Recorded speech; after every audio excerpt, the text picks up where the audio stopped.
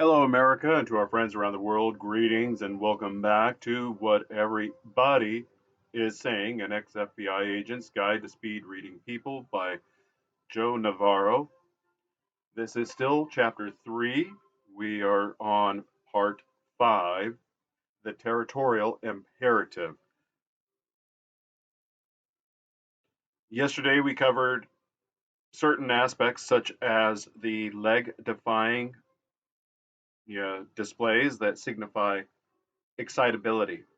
I incorporated two clips from the classic Leslie Nielsen Zucker Abrams Zucker comedy of Naked Gun from the Files of Police Squad and Naked Gun 33 1/3. What was it, the last insult, the final insult?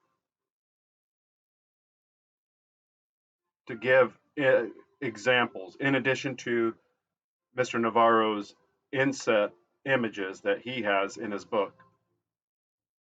When discussing leg splay and territorial claims, we must recognize the work of Edward Hall, who studied the use of space in humans and other animals. I could be mistaken, but I believe that's proxematics, something like that. Proxemics, that's the word. And proxemics is, you know, I think it's a Latin base, proximity, you know, how close one is to something or an item is to something. And that deals with one's relationship with the rest of the universe. Where are you at in relationship to that, a pencil, your pet, your computer, your phone, your car, your home, your job, your family, whatever hierarchical structure you have? Because it's not just physical distance, it's where you place the value, inside, internally, of those respective items and everything else that's in your world. By studying what he termed the territorial imperative, he was able to document our spatial needs, which he referred to as proxemics. See? Hall, 1969. Hall found that the more advantaged we are socioeconomically and hierarchically, the more territory we demand. He also found that people who tend to take up more space, territory, through their daily activities also tend to be more self assured, more confident, and of course, more likely to be of higher status. This phenomenon has been demonstrated throughout human history and in most cultures. In fact, the conquistadors witnessed it when they arrived in the New World. Once here, they saw the same territorial displays in the people native to the Americas that they had seen in Queen Isabella's court. To wit, royalty in any country can command and is afforded greater space. Diaz, 1988. As a side note, if you're not aware, I've been doing a deep dive into poverty, and my non-expert determinations as to what is the cause. And I've been attempting to write out my experiences. Having been a property owner, having been a multi, rental property owner in the past, I'm used to being able to drive my vehicle onto my property, park it anywhere I please, enter my home in any manner I please, exit it in any manner I please, and short of being fined for you know because doing whatever modifications as a homeowner can do to their home. If you're not aware, as a homeowner, you're allowed to do your own maintenance and repair work.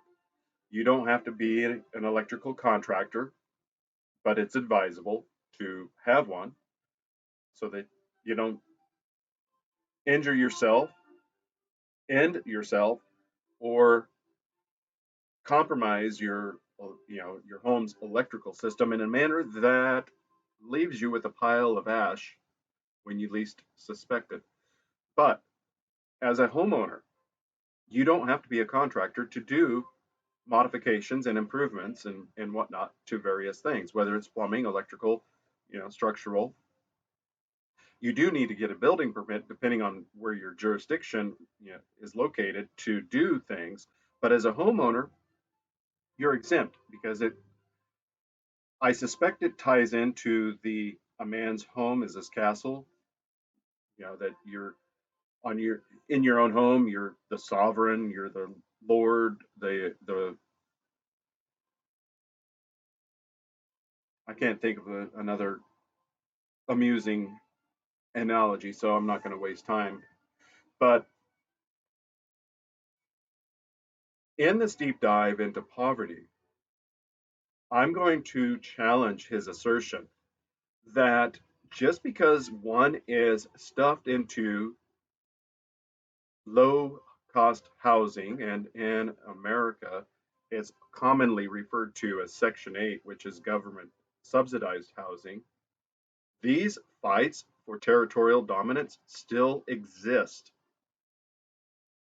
And it's something that I've observed over a period of time that certain people will do certain actions and even risk, you know, their stability in order to plant their flag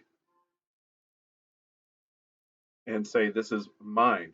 I, it's human nature to establish a territory. That's why in the first sentence it even discusses incorporating animals in addition to humans as far as territorial efforts, because we all, general practice views animals as lower class, or whatever you want to call it, a lower ordered thinking or something less than.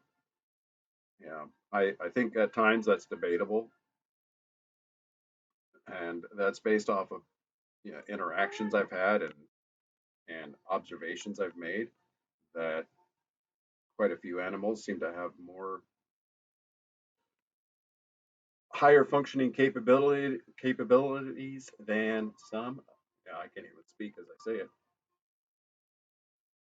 There are cases of animals that some of us have observed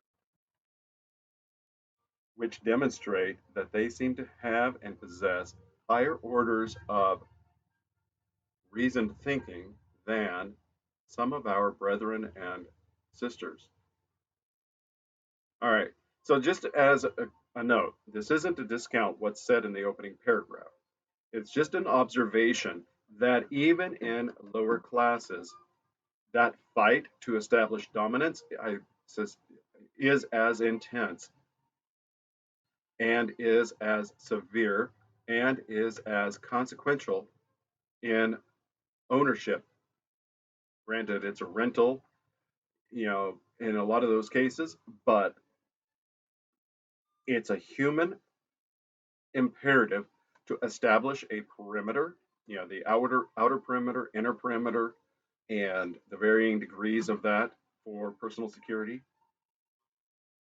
We do this by being belligerent. We do this by parking crooked. We do this by scattering garbage or markers for territorial dominance. And what these things do is, for example, in lowercase situations, it wants to find where the provocation line is. Where's the line that they can't cross? Is it, disconnecting one individual's use of a garden hose in lieu of another? Is it taking somebody else's parking space? Yeah. Is it playing music too loud? Yeah. Ultimately, what it comes down to, in my opinion, is there are people that, what was the statement I was told decades ago? There's renter mentality and there's homeowner mentality. And even though there's that struggle to establish a hierarchy, a dominance, some people exhibit a alpha homeowner mentality of I can walk outside naked because who's going to stop me? Well, the fact that there's a police department less than half a mile away is one deterrent. The fact that there's children on the property should be a given to be a deterrent, but some people are incapable of thinking beyond themselves, but they have that entitled attitude. They're trying to establish dominance. And it anyway, I'm risking getting into the weeds. This has been a very, very unique experience. It's something I came up with when I first went to college and started studying anthropology. Was a social, the social experiment of exploring poverty, homelessness, and documenting it. Everybody told me I was crazy for doing, for even contemplating it because it was life threatening. And this is true. There are people, many people that have died. It's been in the news often that people die, and a lot of it though is related to drug trafficking in the sense that that individual's need and want of a drug is more important than your right to life, liberty, and property. Meaning, they will deprive you of any one of those or all of those in order to secure the means of acquiring their next fix. And that's not saying that I've done a bulk of my study that's the case. No, that's just an example. So I want to illustrate this. This isn't just royal courts that want to establish dominance. This isn't just, you know, people that have higher status. This is across all spectrums of life that you're going to encounter that somebody is going to establish their territorial markers. And yes, they may be able to because of their status to have an expanded boundary, but just because somebody is in a lower caste doesn't mean that given the opportunity, they wouldn't do the same. While CEOs, presidents, and high status individuals can claim greater space, for the rest of us, it's not so easy. All of us, however, are very protective of our personal space, regardless of its size. We don't like it when people stand too close. In his research, Edward Hull found that each of us has a space requirement he called proxemics, that is both personal and cultural in origin. When people violate that space, we have powerful limbic reactions indicative of stress. Violations of personal space cause us to become hypervigilant, our pulse races, and we become flushed. Knapp and Hall, 2002, pages 146 and 147. Just think about how you feel when someone gets too close, whether in a crowded elevator or while you're conducting a transaction at an ATM machine. I mention these space issues so that the next time someone stands too close or you violate someone's space, you are aware of the negative limbic arousal that will take place. All right, to highlight this, there's been a lot of negative focus on what the media and certain segments of society call the manosphere or the red pill.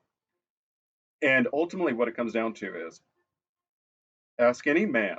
The majority of men that have a normal to, you know, a healthy amount of testosterone, every situation that they walk into, they immediately identify all of the exits, all of the threats, all of the available weapons, and they categorize them.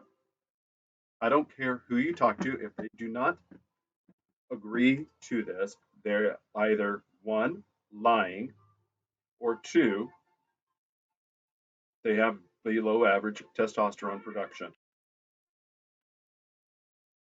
Men's existence is based upon threat assessment and categorizing it and where they fit into that threat assessment. Do I have the means, the ability, the skills, the strength, the stamina to overcome my opposition if it becomes belligerent?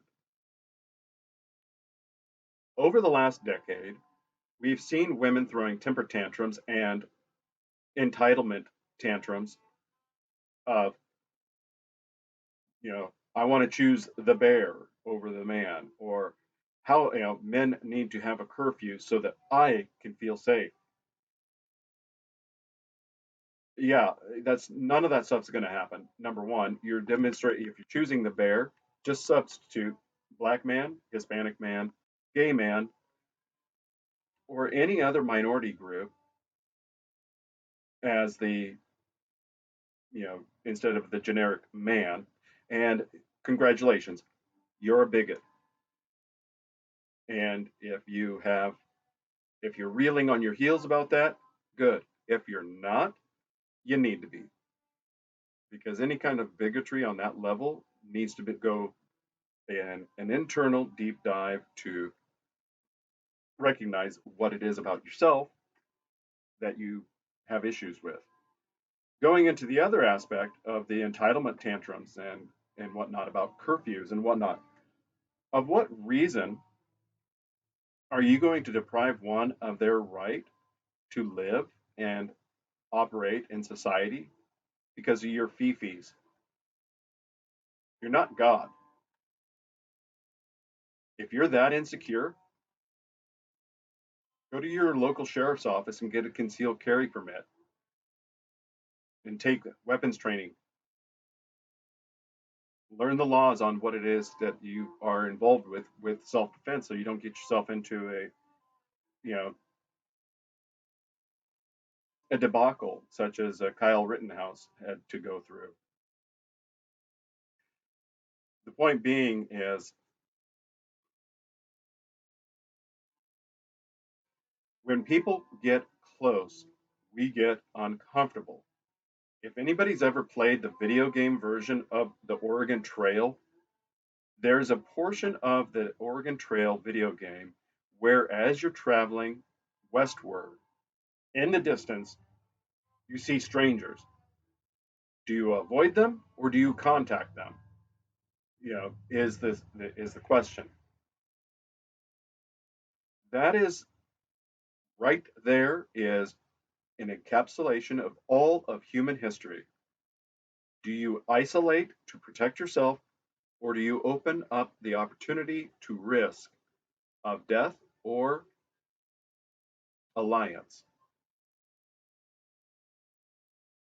That is the reason proxemics exist. That is the reason territorial disputes exist.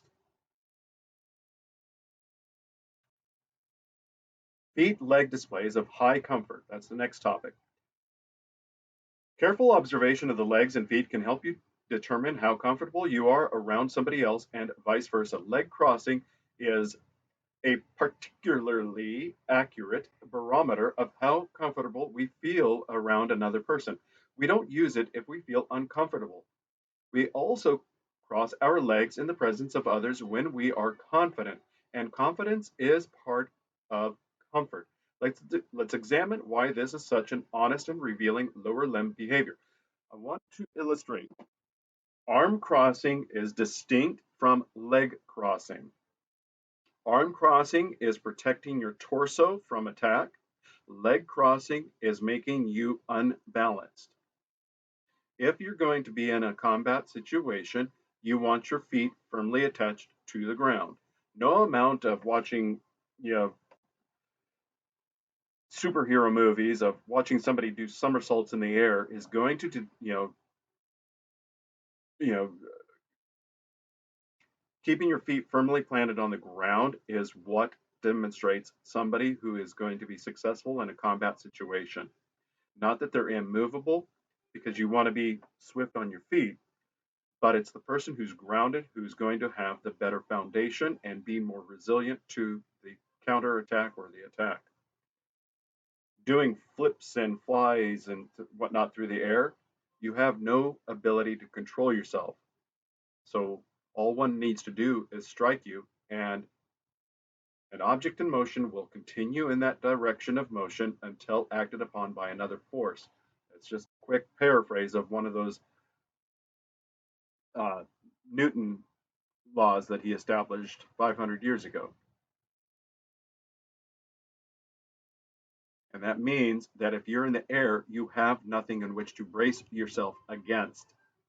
So all I have to do is swing my arm or a bat or another object, and it's going to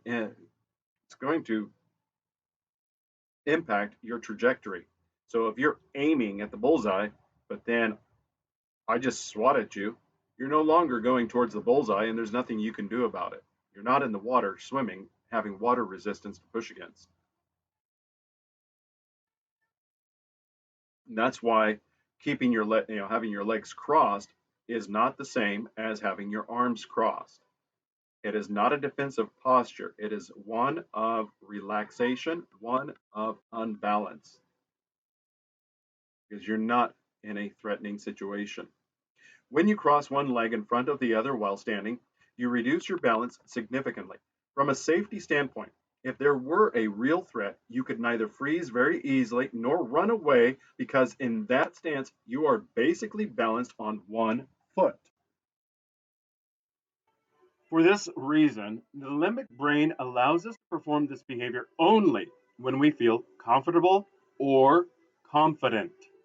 If a person is standing by herself in an elevator with one leg crossed over the other, she will immediately uncross her legs and plant both feet firmly on the floor when a stranger steps into the elevator. This is a sign that the limbic brain is saying, "You can't take any chances. You may have to deal with a potential threat or problem now. So put both feet firmly on the ground." When I see two colleagues talking to each other and they both have their legs crossed, I know they are comfortable with each other. First, this shows a mirroring of behaviors between two individuals, a comfort sign known as isopraxism. As an additional side note, several years ago, whether you like his behaviors or his commentary on people or not, Darren Brown, a British mentalist, did an exercise to demonstrate the power of mirroring. You may have heard the statement, the terminology, mirror neurons, and you may have heard about mirroring. And this is an exercise where you take yourself and you mirror the actions of another individual in order to in order to become. Let's say you're going, let's say you're law enforcement and you are tasked with infiltration. And in order to infiltrate, you have to develop you're going to stick out like a sore thumb, because government agents are very rigid, very, you know, hut, 2, 3, 4, hut, 2, 3, 4. Whether it's police, whether it's military, whether it's, you know, the alphabet agencies, they all go through some variation of basic training in which it is pounded into them conformity. And a lot of the time, when you look at the prospects that go into some of these fields, for example, there's the old adage that the two types of people that go into becoming police officers are either the high school bully or the individual in high school who was picked on. And anybody who's had interactions with people in law enforcement, they find out that that's usually the truth, especially when they find out who they were. For example, if you're in a small town and you knew who these people were back in the day, you're like, yeah, you were the high school bully, or you were the one that got picked on. The 21 Jump Street movie with Jonah Hill makes fun of this observation. All right, so we're at the mirroring. So the reason I bring up Darren Brown is he did an exercise where an individual felt cowardly, felt weak, and he wanted to overcome that. So he had him mirror all of the movements, mannerisms, and behaviors of an individual who had rescued a woman off of a subway platform who had fallen off, and he jumped in, pulled her to safety before the subway train came and did it, had done something.